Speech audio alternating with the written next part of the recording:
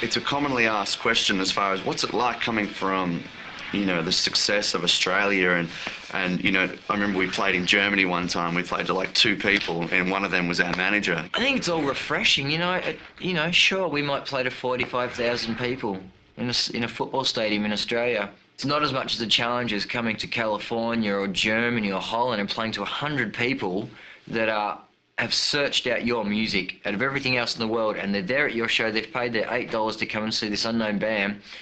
It's a lot harder to win those people over than 45,000. When you're preaching to the converted, it kind of becomes easy.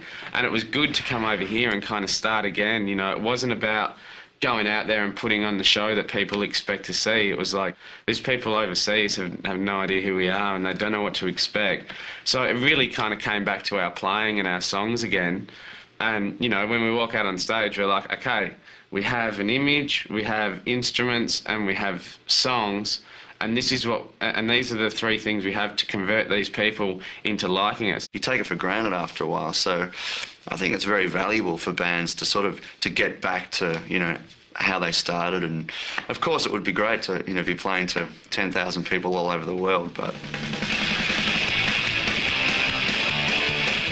I don't know if we've kind of been like put into a circle, you know, inside a circle of bands or anything, because you know, we've always just kind of been the band that just kind of sits on the wing and moves along. You know, we're pretty aware of what's going on all the time. As an original band, we've never kind of gone, we want to kind of sound like that band, or we want to kind of sound like one of those bands. We want to, you know, it's not like we could put ourselves into metal or punk or funk or whatever, you know. It's like, if you're a rockabilly band, you know, you gotta be able to get along with the ska scene, rockabilly scene, skinhead scene, punk scene, and that. Just because, you know, by themselves they don't really constitute enough people to make a full strong scene, you know. And I think that's a good thing, because, you know, it's just made bands more diverse and more kind of aware of what else is going on rather than one particular style or whatever. So we've always just kind of travelled along our own little thing, you know, beside all the other styles or whatever. So it's not like we can really put ourselves into one particular circle.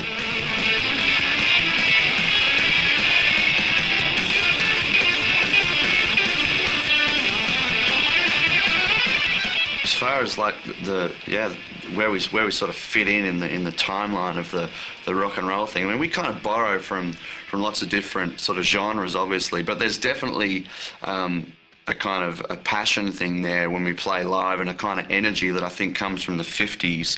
Originally the 50s kind of influenced, you know, people like Elvis and Little Richard and Jerry Lee Lewis, guys that were just kind of singing from their heart, that were, you know, pretty threatening in their day. I mean, we're nowhere near as threatening as what those guys were.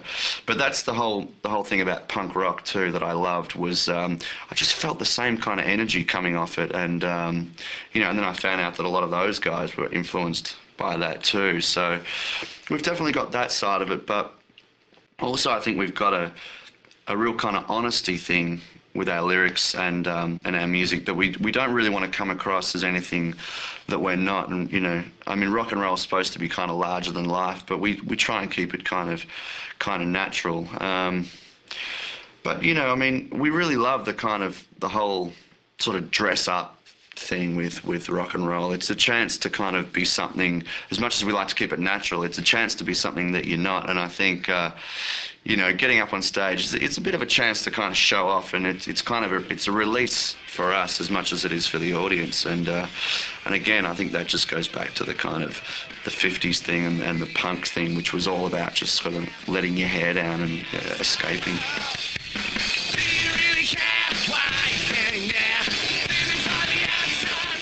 I think that, you know, we run the fine line between, if you just want to get drunk and jump up and down, we can do that for you. If you want to come along and walk out there feeling good that, you know, you've learnt something by actually delving into the lyrics about what's going on in Australian political, you know, standings, or the world as we see it from Australia, that's great too, you know. We walk that fine line. We don't try and sit here and you know, so that we're, you know, you're going to leave going, oh my God, that's like, you know, life changing. I don't know if we're that yet, but I just think we're just a really totally honest three guys playing hopefully good rock and roll, and if that's what people get out of it, I'm ecstatic.